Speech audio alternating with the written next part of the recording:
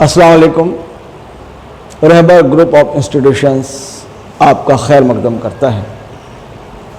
اس video میں ہم 10ویں جماعت کی اردو کا پہلا سبق پڑھیں گے۔ سبق کا نام ہے حضرت سلمان فارسی رضی اللہ تعالی عنہ۔ ہم اس سبق کو پڑھیں گے بھی اور ساتھ ہی ساتھ اس کی تشریح بھی دیکھیں گے، سمجھیں گے بھی۔ حضرت سلمان فارسی رضی اللہ تعالی عنہ، ہم جانتے ہیں کہ ایک مشہور صحابی رسول گزرے ہیں۔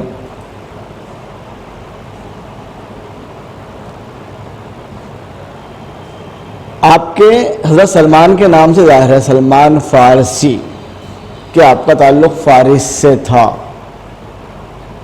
فارس جو ایران کا قدیم نام ہے، آپ فارس یعنی ایران میں پیدا ہوئے تھے، مگر تلاش حق میں فارس سے، ایران سے آپ کئی صعوبتیں، کئی مصیبتیں، تکالیف برداشت کرتے ہوئے آپ مدینہ پہنچے۔ تلاش حق میں آپ کو حق کی تلاش تھی، اور بالآخر اللہ تعالیٰ نے آپ کی اس تلاش اور آپ کی جستجو کو دیکھتے ہوئے اللہ تعالیٰ نے آپ کو، حضرت سلمان فارسی کو منزل مقصود تک پہنچا دیا۔ آپ کو حق مل گیا، آپ کی ملاقات حضرت نبی اکرم صلی اللہ علیہ وسلم سے ہوئی۔ آئیے ہم اس سبق میں حضرت سلمان فارسی کے اسی تلاش حق کے واقعات کا مطالعہ کرتے ہیں۔ اللہ تعالیٰ کے برگزیدہ بندے ہمیشہ حق کی تلاش میں سرگرداں رہتے ہیں۔ برگزیدہ بندے، برگزیدہ کے معنی ہوتے ہیں بڑا مرتبہ والے۔ بڑے مرتبہ والے لوگوں کو برگزیدہ کہا جاتا ہے، بڑے رتبے والے۔ تو اللہ کے جو برگزیدہ بندے ہوتے ہیں، جو اعلیٰ رتبے والے بندے ہوتے ہیں، وہ حق کی تلاش میں ہمیشہ سرگردہ رہتے ہیں۔ سرگردہ رہنا یعنی پریشان رہنا، انہیں حق کی تلاش ہوتی ہے، تلاش حق ہوتی ہے۔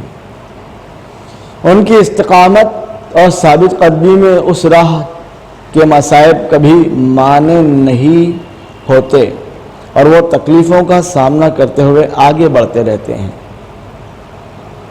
ان کی استقامت اور ثابت قدمی، استقامت کہتے ہیں مضبوطی، پائیداری، ٹھہراؤ کو، جم جانا، اسے استقامت کہتے ہیں۔ اپنی جگہ سے نہیں ہٹنا کسی بھی صورت میں، اپنے موقف سے، اس کو استقامت کہتے ہیں۔ ثابت قدمی، ثابت قدمی کا بھی لگ بھگ مطلب وہی ہے جو استقامت کا ہے۔ ثابت قدمی کا سے مراد قدم جما لینا، اپنی جگہ سے نہیں ہٹنا، اپنے موقف پر اٹل رہنا۔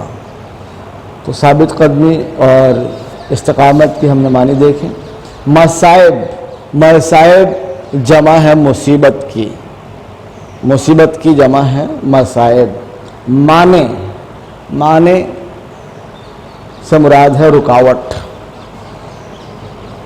تو اللہ تعالیٰ کے برگزیدہ بندے تلاش حق میں سرگردہ رہتے ہیں، پریشان رہتے ہیں حق کی تلاش میں، اور اس تلاش حق کے ان کے سفر میں کئی مصیبتیں آتی ہے، تکالیف آتی ہے، لیکن وہ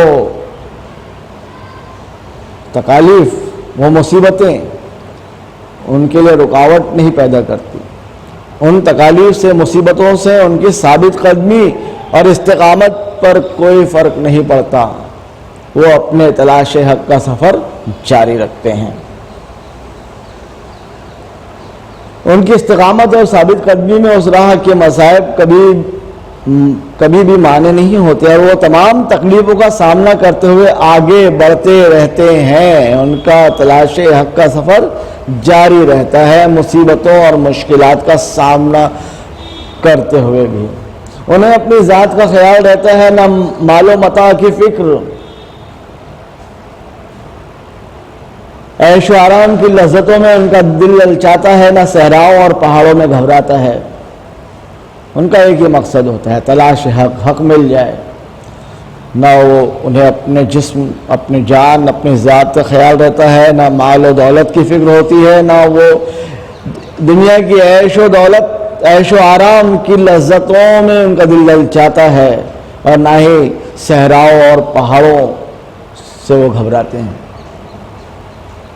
نہ عیش و عشرت میں پڑتے ہیں، نہ مصیبتوں سے گھبراتے ہیں۔ تلاش حق کا جو سفر ہے ان کا جاری ہوتا ہے۔ انہیں دھن رہتی ہے تو بس تلاش حق کی۔ تو یہاں حضرت اس پیراگراف میں بتایا گیا ہے کہ اللہ تعالیٰ کے برگزیدہ بندے جنہیں حق کی تلاش ہوتی ہے، وہ حق کو پانے کے لیے ہر تکلیف اور ہر مصیبت کو برداشت کرتے ہیں، اور وہ کسی بھی قسم کے خطرات اور مصیبتوں سے گھبراتے نہیں ہیں، اور نہ ہی وہ دنیا کے عیش و عشرت میں پڑتے ہیں، اور سفر حق ان کا جاری رہتا ہے۔ حضرت سلمان فارسی رضی اللہ تعالی عنہ کا شمار ایسے ہی لوگوں میں ہوتا ہے۔ حق کو پانے کے لیے انہوں نے جو پریشانیاں برداشت کی، ان کا ذکر صحابہ کی سیرت پر لکھی ہوئی مختلف کتابوں میں موجود ہے۔ حضرت سلمان فارسی کا شمار بھی اللہ کے انہیں برگزیدہ بندوں میں ہوتا ہے جنہیں حق کی تلاش تھی، اور تلاش حق میں انہوں نے ہر مصیبت برداشت کی۔ آپ کا ذکر صحابہ اکرام رضوان اللہ مجمعین پر لکھی ہوئی کتابوں میں ملتا ہے۔ ایران قدیم زمانے ہی سے علم و فن کا مرکز رہا ہے۔ ملک ایران قدیم زمانے سے علم و فن کا مرکز رہا ہے۔ انسانی تمدن کا سورج ابھی نصف النہار پر بھی نہ پہنچا ہوگا کہ وہاں کی تہذیب و معاشرت کے چرچے عام ہونے لگے تھے۔ نصف النہار آدھا دن کو کہتے ہیں۔ نصف النہار آدھا دن۔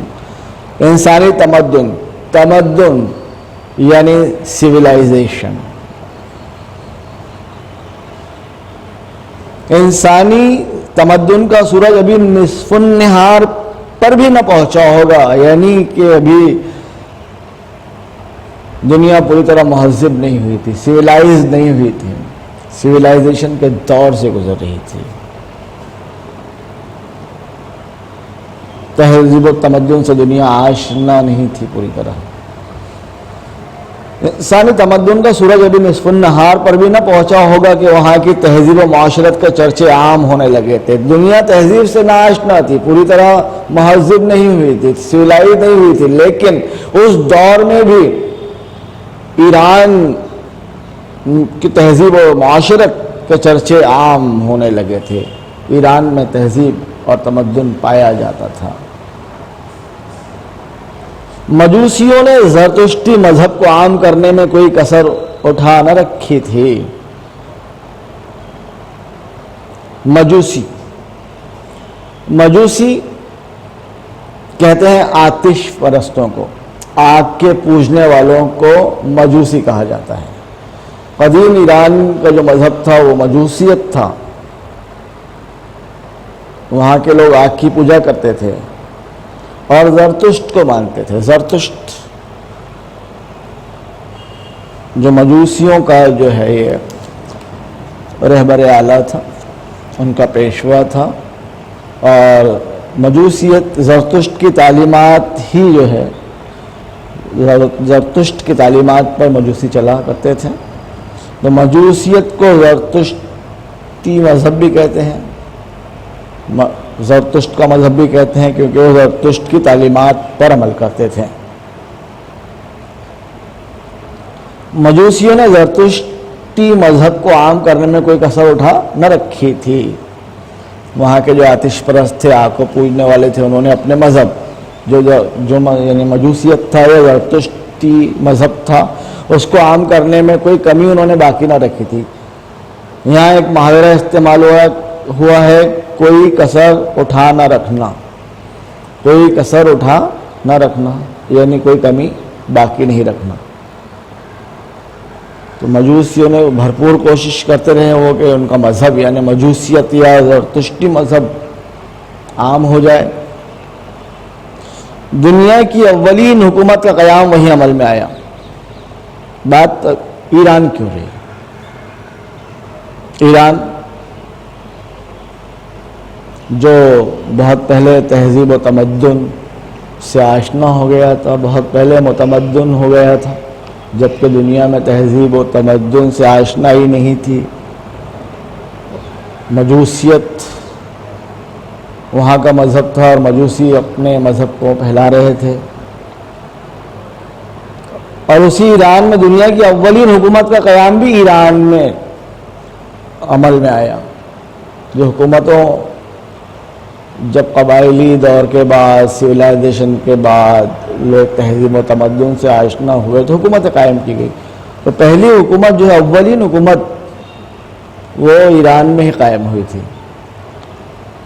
یہ بات ایران کی چل رہی ہے۔ 7ویں صدی عیسوی میں ساسانی حکومت میں سیاسی تغیرات ہوئے اور فوجی نظام کو ترقی دی گئی۔ 7ویں صدی عیسوی کی بات ہے۔ اس میں ساسانی حکومت میں سیاسی تغیرات ہوئے۔ ساسانی حکومت ساسانی خاندان تھا ایران کا، ان لوگوں نے ایک عرصہ دراز تک ایران پر حکومت کی۔ ساسانی خاندان کے بادشاہوں نے ایک مدت تک، ایک عرصے تک ایران پر حکومت کی، اور غالباً یہ ایرانی بادشاہوں کا آخری خاندان تھا ایران پر حکومت کرنے والا۔ ساسانی حکومت کے بعد وہاں پر اسلامی حکومت قائم ہوئی۔ تو بات چل رہی ہے ساسانی حکومت کی۔ 7ویں صدی عیسوی میں ساسانی حکومت میں سیاسی تغیرات ہوئے۔ تغیرات جمع ہے تغیر کی، تغیر یعنی تبدیلی۔ تو ساسانی حکومت میں سیاسی تبدیلیاں ہوئیں، سیاسی تغیرات ہوئیں۔ کب ہوئے؟ 7ویں صدی عیسوی میں۔ اور فوجی نظام کو ترقی دی گئی۔ اور یاد رکھیے 7ویں صدی عیسوی یہی جو ہے اسلام کے عروج کا زمانہ ہے۔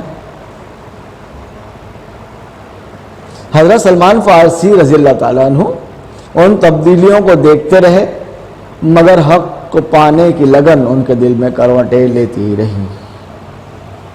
حضرت سلمان فارسی رضی اللہ تعالیٰ عنہ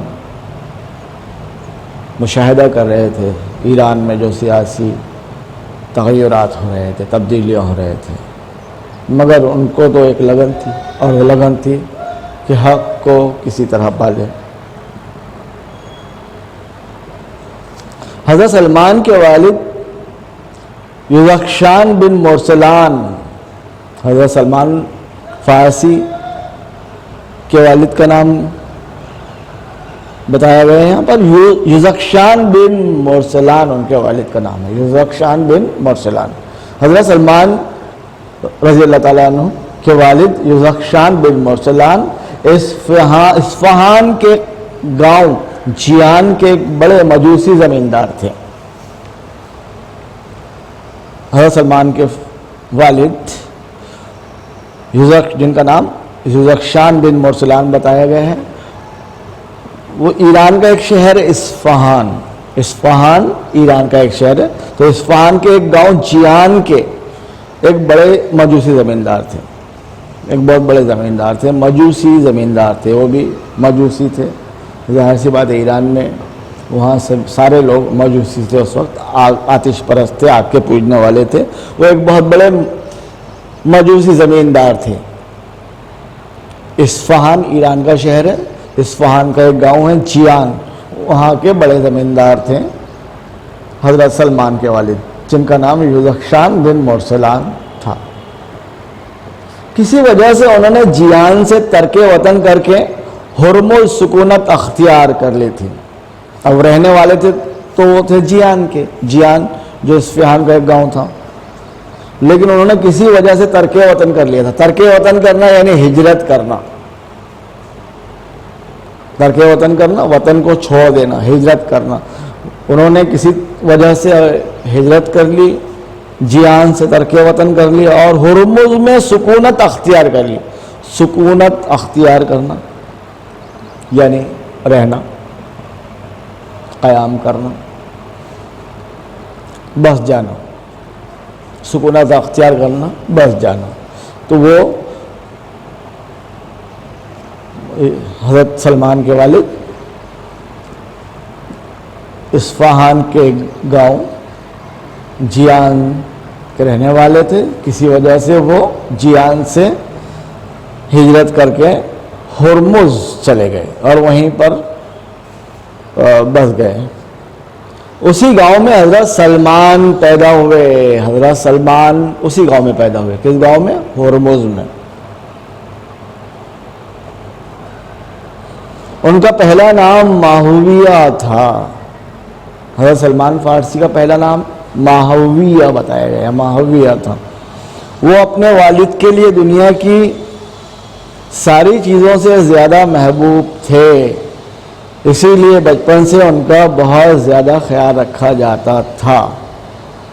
انہوں نے کم عمری ہی میں مجوسیت کی اس قدر تعلیم حاصل کر لی تھی کہ انہیں آتش کدے کا داروغہ بنا دیا گیا، مگر وہ اس مذہب سے مطمئن نہیں تھے. اپنے والد کو بہت زیادہ محبوب تھے حضرت سلمان. بچپن میں بہت زیادہ خیال رکھا گیا اور کم عمر ہی میں ان کو مجوسیت، ان کا جو مذہب تھا مجوسیوں کا، مجوسیت زرتشتی مذہب، اس مذہب کی ان کو اتنی تعلیم دی گئی، اس قدر تعلیم دی گئی کہ انہیں آتش کدے، حضرت سلمان کو بہت کم عمری میں آتش کدے کا داروغہ بنا دیا گیا تھا. آتش کدہ کسے کہتے ہیں؟ آتش کدہ وہ جو مجوسی یا آتش پرست ہوتے ہیں، ان کی جو عبادت کرنے کی جو جگہ ہے اسے آتش کدہ کہا جاتا ہے. Fire temple. آتش کدہ، آتش کہتے ہیں آگ کو. تو یہ مجوسیوں کی عبادت گاہ ہوتی ہے آتش کدہ، وہاں آگ جلتی رہتی ہے. آتش کدے میں آتش یعنی آگ جلتی رہتی ہے اور وہاں پر آگ کی پوجا کی جاتی ہے. تو جو آتش کدہ تھا اس کا انہیں داروغہ بنا دیا گیا حضرت سلمان کو بہت کم عمر میں. اور اتنی کم عمر میں کیوں بنایا گیا؟ کیونکہ انہوں نے بہت کم عمری میں زرتشتی مذہب یا مجوسیت کی بہت زیادہ تعلیم حاصل کر لی تھی. انہیں آتش کدے کا داروغہ بنا دیا گیا مگر وہ اس مذہب سے مطمئن نہیں تھے. ایک دن کا ذکر ہے کہ حضرت سلمان کے والد نے کسی کام کے لیے انہیں کھیت میں جانے کے لیے کہا. کھیت کے راستے میں ایک گرجا گھر تھا. حضرت سلمان کھیت میں جانے کی بجائے اس گرجا گھر میں چلے گئے. آتش کدے کا داروغہ تو بنا دیا گیا تھا ان کو، مگر وہ اپنے مذہب سے مطمئن نہیں تھے. کیوں مطمئن کیوں نہیں تھے؟ اندر ہی اندر ایک جو تلاش حق کی جو جستجو تھی، جو شوق تھا کہ حق کو تلاش کرنا ہے، تو وہ جو ہے جستجو انہیں مطمئن نہیں رکھتی تھی. اس وجہ سے وہ اپنے مذہب سے مطمئن نہیں تھے. ایک دن کا ذکر ہے کہ حضرت سلمان کے والد نے کسی کام کے لیے انہیں کھیت میں جانے کے لیے کہا. کھیت کے راستے میں ایک گرجا گھر تھا. حضرت سلمان کھیت میں جانے کی بجائے اس گرجا گھر میں چلے گئے. گرجا گھر میں چلے گئے. ایک چرچ تھا، اس چرچ میں چلے گئے اور دیر شام تک وہیں رہے. گرجا گھر کی رسومات اور عبادات کے طریقے سے وہ بہت متاثر ہوئے. گرجا گھر عیسائیوں کی عبادت گاہ کا نام ہے. وہاں گئے تو وہاں پر جو رسومات تھی اور عبادات تھی اس سے متاثر ہوئے. ان کے لیے نہیں تھی وہ چیزیں. ان کو اپنے جو مذہب ہے مجوسیت، اس کے مقابلے میں وہ رسومات اور عبادات کا جو طریقہ تھا عیسائیوں کا وہ بڑا متاثر کن لگا. گھر لوٹ کر انہوں نے ساری روداد اپنے والد کو سنائی. یہ سن کر وہ بہت برہم ہوئے. اب ان کے والد تو بڑے مجوسی زمیندار تھے. جب حضرت سلمان سے انہوں نے یہ روداد سنی کہ وہ گرجا گھر میں گئے تھے اور وہاں کی رسومات اور عبادات حضرت سلمان کو بہت پسند آئی تو بہت برہم ہو گئے. برہم ہونا، غصہ ہونا. اور حضرت سلمان کے پیروں میں بیڑیاں ڈال دی. بیڑیاں ڈال دی گئی ان کے پیروں. دیکھیے تلاش حق کا جو سفر تھا، جو جستجو ان کے ذہن میں تھی، اب یہیں سے مصائب کا سلسلہ شروع ہو گیا. حضرت سلمان کے پیروں میں بیڑیاں ڈال دی گئی. حضرت سلمان رضی اللہ تعالیٰ عنہ کسی طرح ان بیڑیوں سے آزاد ہوئے اور ایک عیسائی قافلے کے ساتھ ملک شام چلے گئے. کسی طرح آزاد ہوئے اور ایک عیسائی قافلے کے ساتھ ملک شام چلے گئے. شام، سیریا. حضرت سلمان کہاں کے رہنے والے تھے؟ ایران کے، فارس کے. کہاں چلے گئے؟ شام، سیریا چلے گئے ایک عیسائی قافلے کے ساتھ. اب اس زمانے میں جو سفر کیے جاتے تھے دور دراز کے، اکیلے سفر نہیں کیا جاتا تھا بلکہ قافلے چلتے تھے، کارواں چلتے تھے. اور کسی کو کوئی دور دراز کا سفر درکار ہوتا تھا تو اس قافلے کے ہمراہ ہو لیا جاتا تھا. وہاں مختلف پادریوں کی خدمت کر کے انہوں نے عیسائی مذہب کی تعلیمات حاصل کی. اس سبق کا باقی ماندہ حصہ ہم اگلے ویڈیو میں دیکھیں گے.